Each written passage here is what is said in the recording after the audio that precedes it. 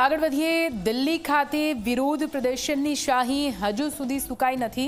ત્યાં social media પર reservation હટાવો આંદોલન નામની નવી ચળવળે સમગ્ર દેશમાં ભારે ખળભળાટ મચાવી દીધો છે। માત્ર 24 કલાકમાં ઇન્સ્ટાગ્રામ પર 50 લાખથી વધુ ફોલોઅર્સને જોડતા જ ગુજરાતના રાજકારણ અને સામાજિક વર્તુળોમાં પણ ગરમાવો આવી ગયો છે।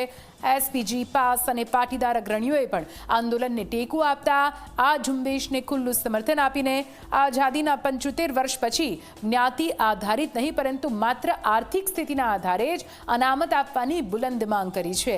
શું છે આ નવી ચળવળ અને કેવી છે તેમની માંગ, જોઈએ જનતાની વાતમાં।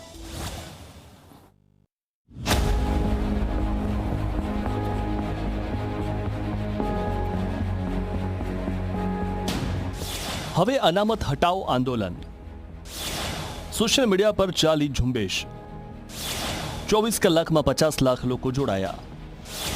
પાસ અને એસપીજીએ પણ આપ્યું સંપૂર્ણ સમર્થન। રિઝર્વેશન હટાવો આંદોલન એ નામનું સોશિયલ મીડિયા પેજ દેશનું નવું સામાજિક અને રાજકીય કેન્દ્ર બની ગયું છે અને આ આંદોલનની હવા હવે ગુજરાત સુધી પહોંચી ગઈ છે।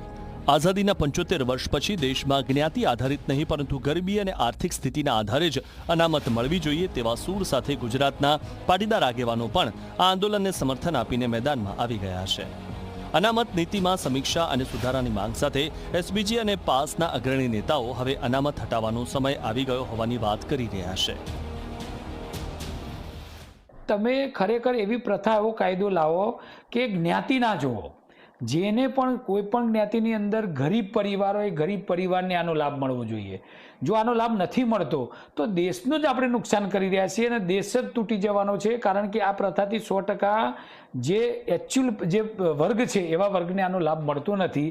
રિઝર્વેશન હટે ના હટે બે નંબરની વાત છે, પણ 100% આઝાદીના 70-80 વર્ષ પછી આ દિશામાં આકલન થવું જોઈએ કે દેશના યુવાનોમાં, દેશની જનતામાં આ મુદ્દાને લઈ અને ભયંકર આક્રોશ છે અને સરકારે પણ આ વિષયમાં ખૂબ ગંભીરતાથી વહેલામાં વહેલી તકે વિચારી લેવાની જરૂર છે। તો આવી જે સમાજની જે વ્યવસ્થા છે કે જેનાથી નાનો વર્ગ જે સમાજના એક પ્રવાહમાંથી વિખૂટો પડ્યો છે એ ફરીથી સમાજમાં મળે એ માટેની વ્યવસ્થા છે, તો એ વ્યવસ્થાનું સુવિચાર આયોજન થાય, વ્યવસ્થિત પ્લાનિંગ થાય અને ફરીથી આની અંદર કંઈક રિફોર્મ સેવા આવે કે જેનાથી ખરેખર લાભાર્થી વ્યક્તિ છે એ જ લાભ મેળવે, કોઈ અન્ય કોઈ ખોટા લાભો ના લઈ જાય, એ માટેની તકેદારી માટેના ચોક્કસ રિફોર્મ્સ થવા જોઈએ અને આવા રિફોર્મ્સ થાય એ માટે મારું પૂરતું સમર્થન છે। સોશિયલ મીડિયા પર ચાલી રહેલા રિઝર્વેશન હટાવો આંદોલન પાછળ યુવાનોની મુખ્ય માંગણીઓ શું છે તે પણ સમજવું જરૂરી છે। આ અભિયાનના માધ્યમથી પાટીદાર આગેવાનો અને સામાન્ય વર્ગના યુવાનોએ સરકાર સમક્ષ 5 મુખ્ય માંગો મૂકી છે, જેમાં દેશના દરેક નાગરિક માટે સમાન તકોની ગેરંટી આપવામાં આવે, નોકરી અને શિક્ષણમાં પસંદગી માત્ર ને માત્ર યોગ્યતાના આધારે જ થાય, જ્ઞાતિ જોયા વગર તમામ વર્ગોના આર્થિક રીતે નબળા લોકોને મદદ મળે, અનામત નીતિઓની સમયાંતરે તટસ્થ અને નિષ્પક્ષ સમીક્ષા કરવામાં આવે, જ્ઞાતિ આધારિત રાજકારણનો અંત આવે અને રાષ્ટ્ર પ્રથમનો ભાવ જાગે।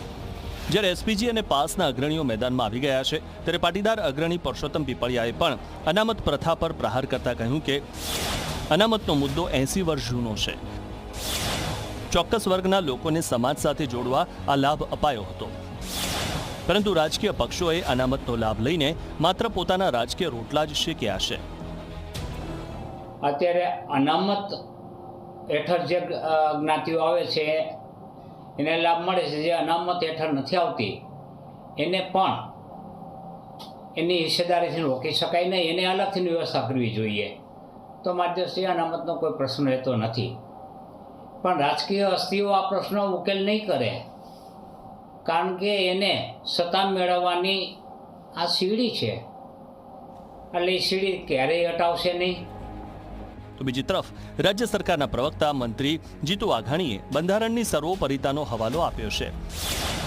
જીતુ વાઘાણીએ જણાવ્યું કે દેશમાં બંધારણ સર્વોપરી છે, બંધારણથી ઉપર કોઈ નથી। બંધારણ બધા માટે લાગુ પડતું હોય છે ને, બંધારણથી ઉપર ન તો સરકાર છે, ન તો તમે છો, ન તો હું છે। બંધારણના જે કાંઈ જોગવાઈ છે, બંધારણને જાળવી રાખવાની જવાબદારી આપણે સૌની સામૂહિક છે, રાજ્ય સરકારની છે પણ સમાજની પણ છે। ડિજિટલ પ્લેટફોર્મ પર શરૂ થયેલું આ આંદોલન હવે સોશિયલ મીડિયાની સીમાઓ ઓળંગીને જમીની સ્તર પર રૌદ્ર રૂપ ધારણ કરવા તરફ આગળ વધી રહ્યું છે। એક તરફ યુવાનો અને સામાજિક સંગઠનો આર્થિક આધાર પર અનામતની માંગ સાથે એકજૂટ થઈ રહ્યા છે, તો બીજી તરફ સરકાર બંધારણનો હવાલો આપી રહી છે. ત્યારે જોવાનું એ રહેશે કે સોશિયલ મીડિયા પર સળગેલી આ આગ આવનારા દિવસોમાં દેશ અને ગુજરાતના રાજકારણમાં કેવો નવો ભૂકંપ લાવે છે. Bureau report, Zee media.